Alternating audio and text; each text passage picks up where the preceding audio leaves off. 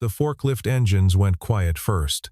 Then the whispers. Owen Whitfield stood on the dock floor at Falcon Freight, phone in his fist instead of his badge, while Preston Kane read the termination notice like a man enjoying it. 9 years, gone in 4 sentences. Owen didn't argue.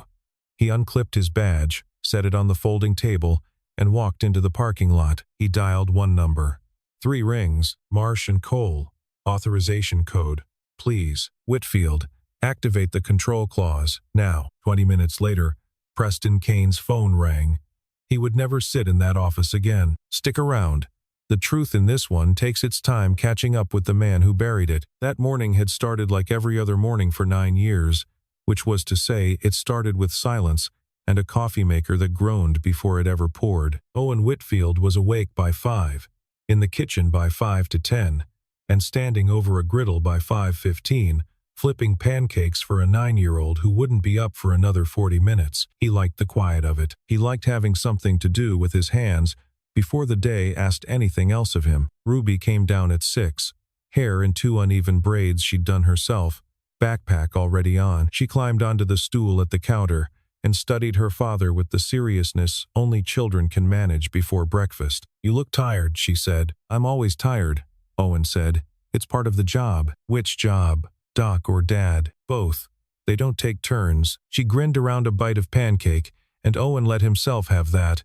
The small warm thing before the day turned into whatever it was going to turn into. He rinsed the plates while she brushed her teeth, checked the weather twice out of habit though it never changed his route, and found her missing shoe under the couch, where it always seemed to end up. Small tasks, repeated so many mornings they'd worn a groove into the shape of his life, and he was grateful for every one of them. He drove her to school at 7:15, watched her disappear through the doors without looking back, the way she'd learned to do somewhere around 2nd grade, and then he drove himself to Falcon Freight Distribution on the east side of Dayton, where he had worked the loading docks for 9 years and supervised them for the last 6. Nobody at Falcon Freight knew what Owen had built before Dayton. Nobody knew about Whitfield Capital, or the blind trust that carried his name only on documents locked in a Columbus law office, or the 62% stake he held in Corvus Logistics Group, the parent company that owned Falcon Freight the way a man owns a coat he rarely wears. They knew him as the supervisor who showed up first and left last,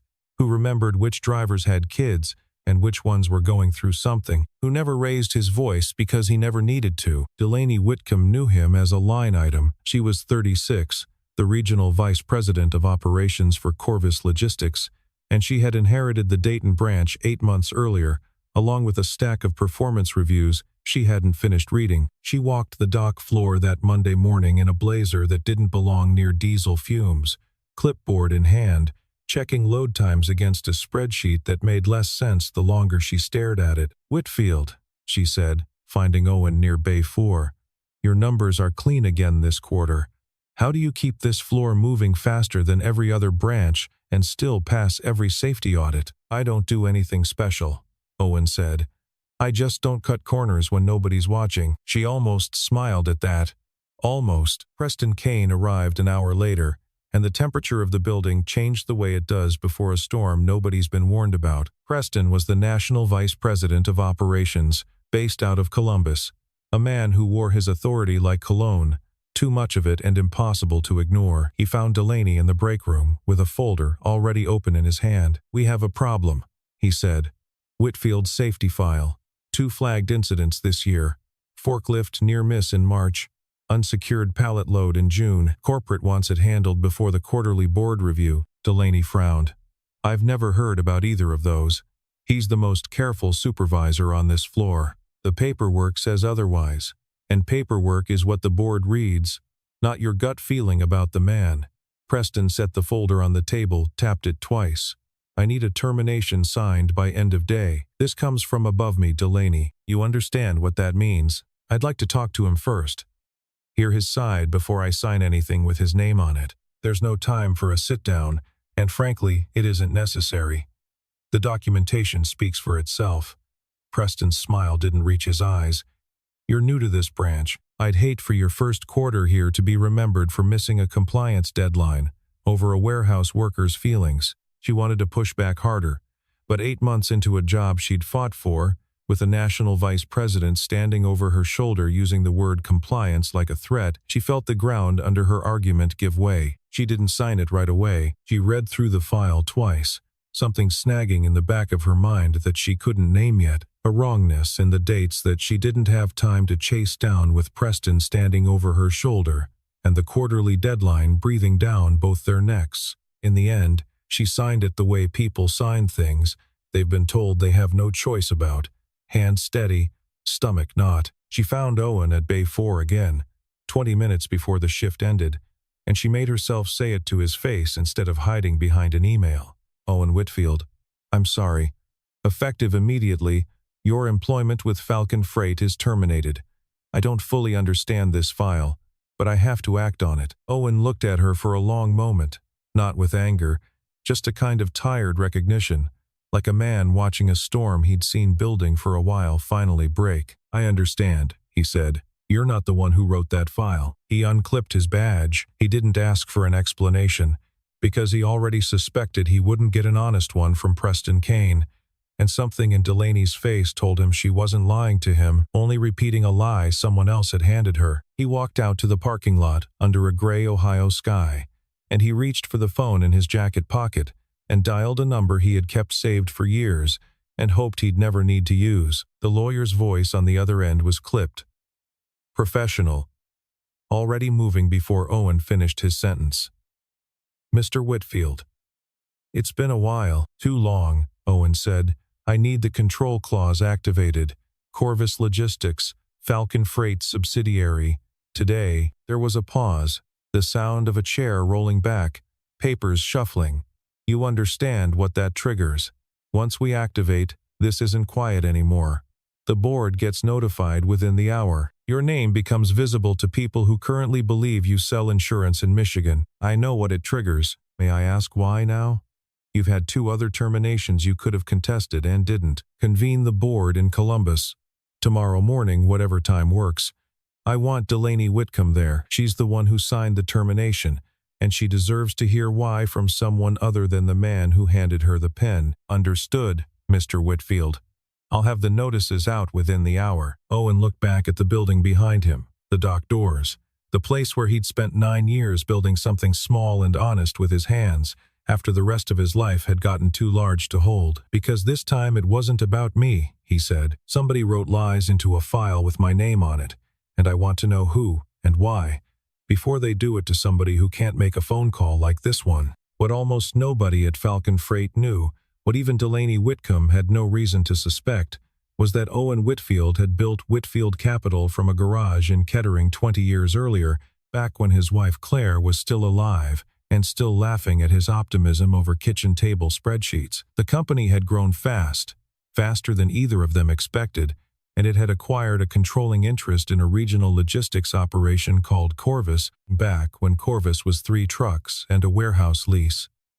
Owen had structured his ownership through a blind trust from the very beginning, a decision that had felt like paranoia at the time and felt like foresight now. He wanted, even then, some part of his life that money couldn't touch. His attorneys had argued against the structure for months. A blind trust made sense for a man who wanted distance from daily operations.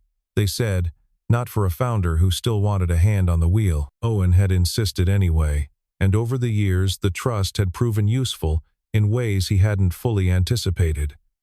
It let him walk away from board meetings when he needed to. It let him disappear, when the time came, without anyone asking where the money had gone. Then, Claire died. A car accident on a wet road 18 months ago.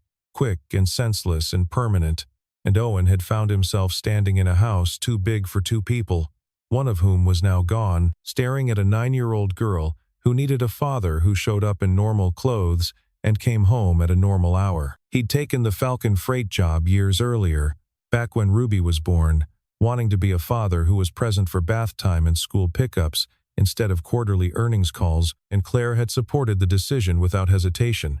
Losing her only deepened his resolve to stay exactly where he was. He put the trust further on autopilot, gave his attorneys stricter instructions than ever, and held on to the loading dock job under a name that was legally his but functionally invisible. He wanted Ruby to grow up believing effort mattered more than inheritance. He wanted to remember some mornings, what it felt like to earn something with his back instead of his signature. He had never planned to use the control clause. It sat in his file like a fire extinguisher behind glass, there in case of an emergency he hoped would never come. Somewhere across town, Delaney Whitcomb sat in her car outside Falcon Freight long after her shift ended, engine off, hands on the wheel, replaying the look on Owen Whitfield's face when she'd told him he was done. It wasn't anger that stayed with her, it was how little he'd fought it. Like a man who'd already decided the fight wasn't with her. She thought about the dates in that file again. March, June. She was almost certain Owen had been out sick the week of the March incident. Home with Ruby during a stomach flu.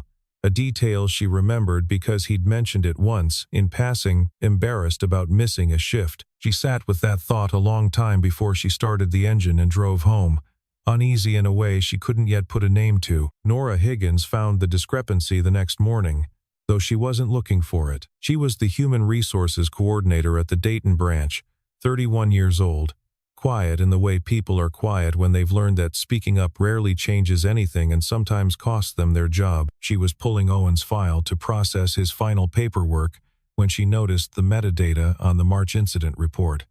The document had been created in June, backdated to appear as though it had been filed in March. Her hands went still on the keyboard. She scrolled through the file again, slower this time, and found the same pattern on the second incident. Both reports generated within 11 minutes of each other, 3 weeks ago, long after either alleged incident supposedly happened. She should have taken it straight to Delaney.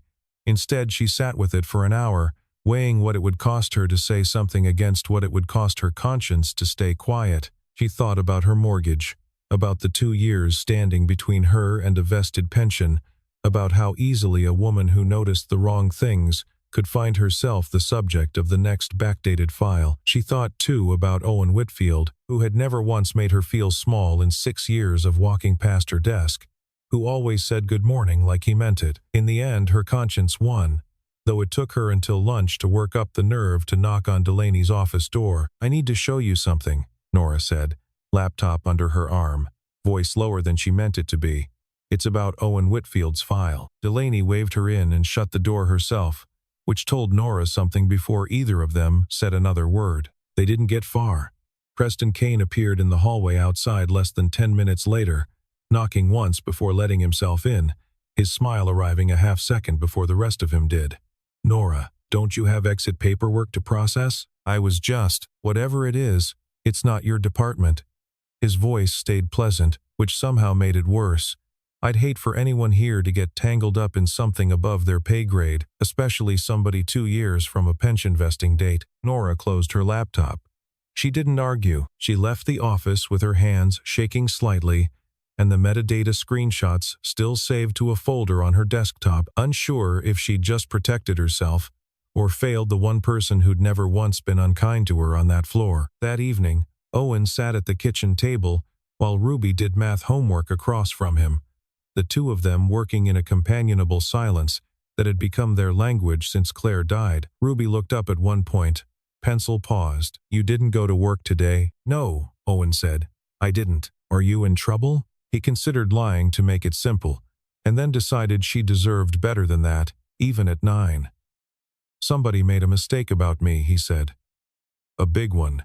I'm going to fix it, but it might take a few days, and it might get a little loud before it gets quiet again." Ruby studied him the way she'd studied him over pancakes, weighing the truth of it.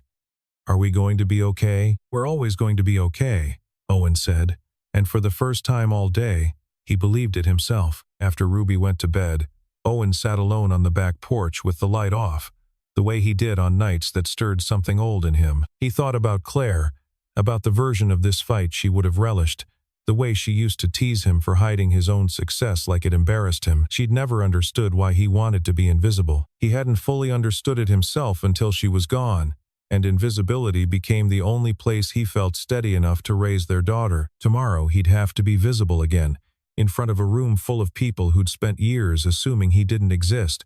He wasn't looking forward to it, but he thought of the backdated file with his name typed across the top, and he knew he wasn't going to let it stand. Delaney's phone rang the next morning before she'd even reached her office. A Columbus number she didn't recognize. "Miss Whitcomb, This is the office of Marsh & Cole. We represent a controlling shareholder of Corvus Logistics Group, who has requested your presence at an emergency board session tomorrow morning, 9 o'clock, the Columbus headquarters. I'm sorry, a shareholder requested me specifically? Yes, ma'am. Your attendance is not optional. She sat in her car in the parking lot for a full 5 minutes before she trusted herself to drive, the same uneasy feeling from 2 nights ago blooming into something closer to dread. The drive to Columbus took an hour and 10 minutes, and Delaney spent most of it rehearsing explanations for a meeting whose purpose she still didn't understand. She'd barely slept, running through every possibility, none of them good. A compliance failure surfacing from her first quarter. A merger she hadn't been briefed on. Her own termination, maybe, dressed up as a courtesy instead of an ambush. The Corvus Logistics headquarters occupied 4 floors of a glass building downtown, and when she stepped off the elevator into the executive conference room, she found it already half full. Board members she recognized from annual reports and a few she'd only seen in press photographs, all of them wearing the particular stillness of people who'd been told something urgent without being told what. Preston Kane was there too, seated near the head of the table, jacket buttoned, trying to project calm and mostly succeeding, though Delaney had spent enough years reading rooms to notice the tightness around his eyes. Does anyone know what this is about? She asked, sliding into an open chair. Routine governance review, Preston said too quickly. Nothing to be concerned about, but nothing about the room felt routine. There was a folder at every seat, unopened, and a projector screen still dark at the front of the room, and the kind of silence that happens when powerful people are waiting for someone else to speak first. Delaney opened the folder in front of her out of nerves more than purpose, and the first page stopped her cold. A shareholder registry. Corvus Logistics Group, controlling interest, 62%, held by the Whitfield Family Trust. Trustee of record Marsh & Cole LLP. Beneficial owner O. Whitfield. Her stomach dropped somewhere near the floor. O. Whitfield. She thought about the man she'd fired 2 days ago, standing calm and unbothered on a dock floor, saying I understand like it cost him nothing. She thought about 9 years of employment history she'd never bothered to read past the first page. She turned to the woman beside her, a board member she vaguely recognized. This Whitfield, in the registry. Is that Owen Whitfield? The woman said, glancing at her folder. Founder of Whitfield Capital. Very private man. Hasn't attended a board function in almost 2 years. Not since his wife passed. Why do you ask? Delaney didn't answer. She was too busy replaying every interaction she'd ever had with the dock supervisor from Bay 4, hunting for the moment she should have known and finding nothing. No clue at all, just a man who showed up early and left late, and never once let on that he owned the floor he was sweeping. The board chair called the room to order a few minutes later, and the meeting that followed was unlike any Delaney had sat through in her career. A senior partner from Marsh & Cole walked the room through a financial audit that had been quietly conducted over the past 48 hours, by the activation of an emergency shareholder clause. The audit traced a pattern of inflated freight contracts across 3 regional branches, all approved under Preston Kane's signature, all routed through a shipping vendor that, on closer inspection, turned out to be partially owned by Preston's brother-in-law. Over 18 months, the markup on those contracts had quietly siphoned close to $900,000 away from margins the board had been told were shrinking due to fuel costs. Preston's calm finally cracked. This is absurd. I've run national operations for 6 years without a single complaint from this board. You've run it well enough to avoid scrutiny, the senior partner said, unbothered. That's not the same thing as running it honestly. He clicked to the next slide, and the room went quieter still. 2 personnel files, side by side, both belonging to Owen Whitfield, both showing safety incidents backdated to disguise the true date they were created, both signed off within the same 11-minute window, 3 weeks earlier, the same week Preston Kane had visited the Dayton branch for what he'd told Delaney was a routine site inspection. We believe, the senior partner said, that Mr. Kane manufactured cause to terminate a Falcon Freight employee whose ownership stake he was unaware of, in order to remove a supervisor whose meticulous record-keeping was making certain freight discrepancies harder to hide. Delaney sat very still, hands folded in her lap, understanding now why her signature had felt so wrong the moment she'd put it to paper. She'd been the tool someone else had used to swing the hammer, and she hadn't even known whose hand was really on the handle. Preston tried one more angle, sharper now, cornered. If any documents were falsified, that's an HR matter for the branch. Miss Whitcomb signed the termination. She's the one who acted on it. Every head in the room turned toward Delaney, and for a moment the accusation hung there, waiting to see if it would stick to her instead of him. I signed what I was told to sign, based on a file I was told was accurate, Delaney said, her voice steadier than she felt. I've worked here 8 months. Mr. Kane has worked here 6 years. I'd ask this board to consider whose signature actually built that file. The senior partner nodded, unmoved by Preston's attempt to redirect, and reached for a folder at the bottom of his stack. There's one more matter the board should hear before any decision is made. The side door opened, and a man walked in wearing a plain gray jacket that looked nothing like the suits filling the rest of the room, and for a moment nobody recognized him at all, until Delaney did, all at once, her breath catching somewhere in her chest. Owen Whitfield crossed the room without hurry, the same unbothered calm he'd carried on the dock floor, and took a seat at the head of the table, like a man returning to furniture he'd simply been away from for a while. He didn't look at Preston. He looked at Delaney first, briefly, something unreadable passing behind his eyes, and then he nodded to the senior partner. Go ahead, he said. Let her finish it. Delaney opened her mouth, an apology already forming, but Owen raised a hand, not unkindly. Not yet, he said. There's somebody else who has more to say than either of us. He gestured toward the door, and a moment later Nora Higgins stepped in, laptop clutched against her chest like a shield, looking as though she'd rather be anywhere else on Earth and had decided to come anyway. Miss Higgins found the discrepancy in my file 2 days ago, Owen said, and was told by Mr. Kane that it wasn't her department. I'd like the board to hear what she found. Nora's hands trembled as she connected her laptop to the projector, but her voice steadied the moment the first screenshot appeared on the screen. Metadata timestamps laid out in stark, undeniable rows. She walked the board through what she'd noticed. The backdated creation dates, the 11-minute window, the way both incident reports referenced dock conditions that hadn't existed on the days they claimed to describe. I checked the March date against the shift schedule, Nora said. Owen Whitfield called out sick that entire week. He wasn't even in the building the day this report says he caused a forklift near miss. The room was silent except for the hum of the projector fan.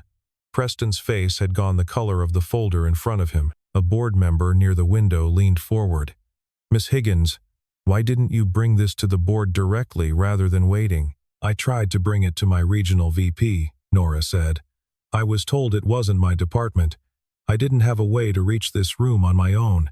I'm not sure I would have found the nerve even if I had. There's more, Nora said, and Owen watched her find a courage he suspected she hadn't known she had until that exact moment. The freight vendor mentioned in the audit, the one connected to Mr. Kane's brother-in-law.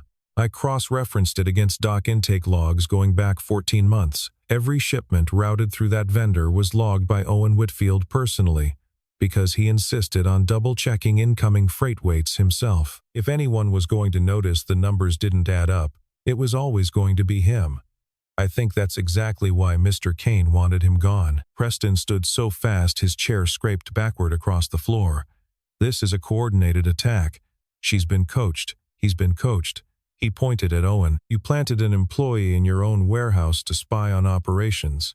And now you're staging a public humiliation because your ego couldn't take being treated like a normal worker for once. I wasn't spying on anyone, Owen said, voice even, unhurried.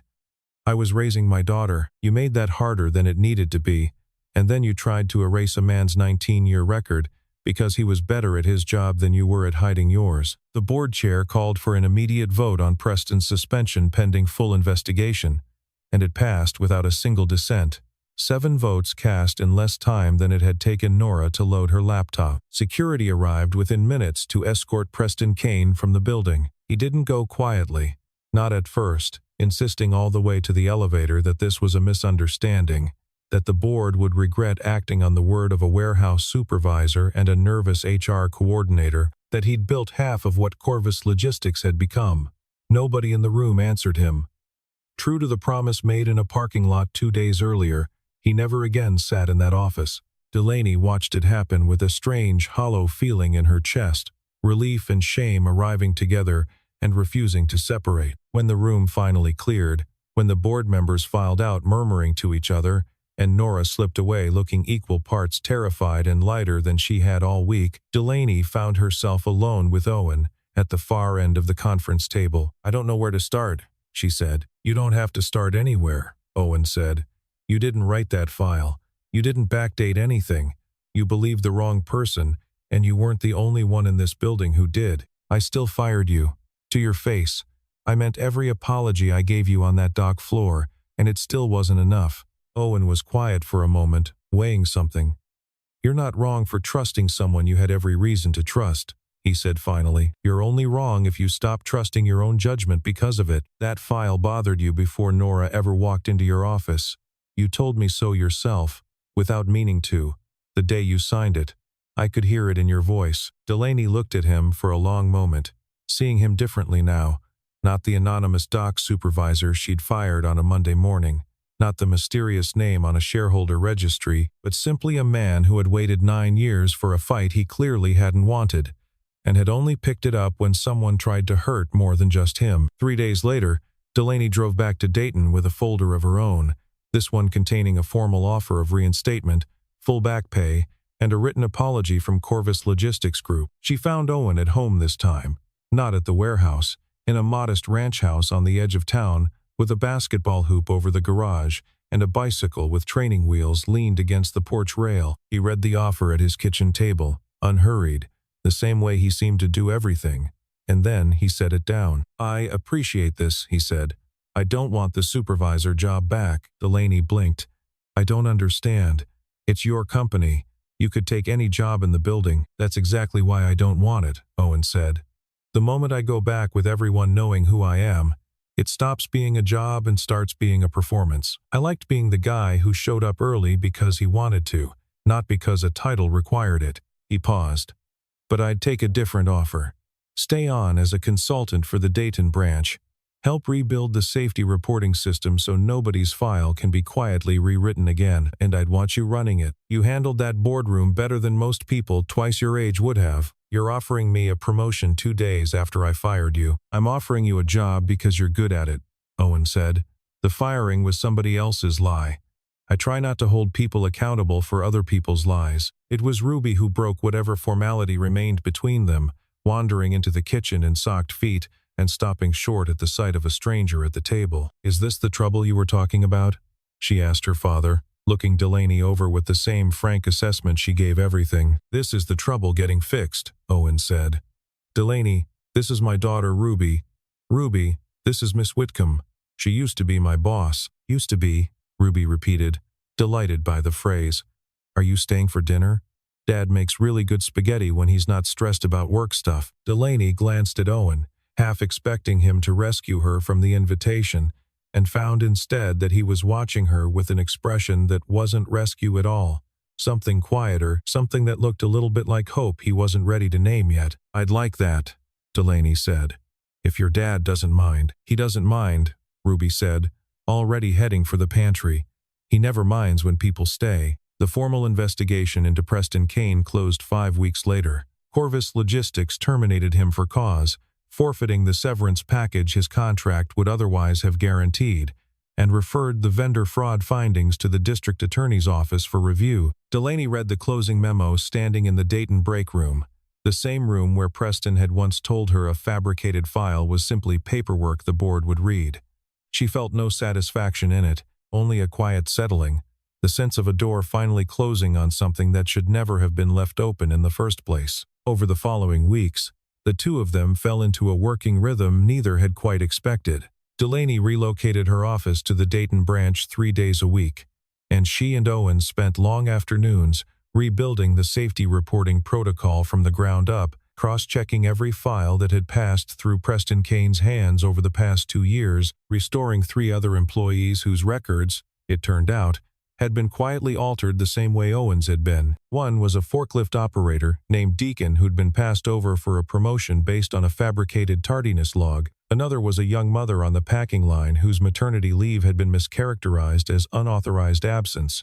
Each correction felt smaller than the last, and each one mattered exactly as much as the first. Nora Higgins was promoted to branch HR director, a title she wore at first like a coat 2 sizes too large, and grew into within a month, steady and sharp, in a way that made Delaney wonder how long her instincts had gone unheard before someone finally listened. The company itself changed in smaller ways too. Corvus Logistics instituted an anonymous audit line, run through an outside firm, so no employee's record could be altered without a second set of eyes verifying the date. Delaney presented it to the board herself, and for the first time in 8 months, nobody in that room made her feel like she was borrowing a seat that belonged to someone else. Owen and Delaney kept working alongside each other long after the immediate crisis had passed, the kind of proximity that builds trust in increments too small to notice until they've become something larger. He fixed the chain on Ruby's bicycle one Saturday, while Delaney sat on the porch steps grading a stack of vendor contracts,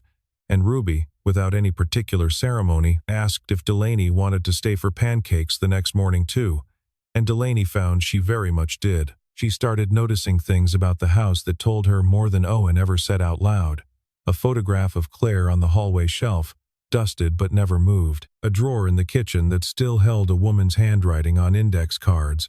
Recipes nobody used anymore but nobody had the heart to throw away. Delaney never asked about any of it directly. She simply let it exist alongside whatever she and Owen were becoming. Understanding.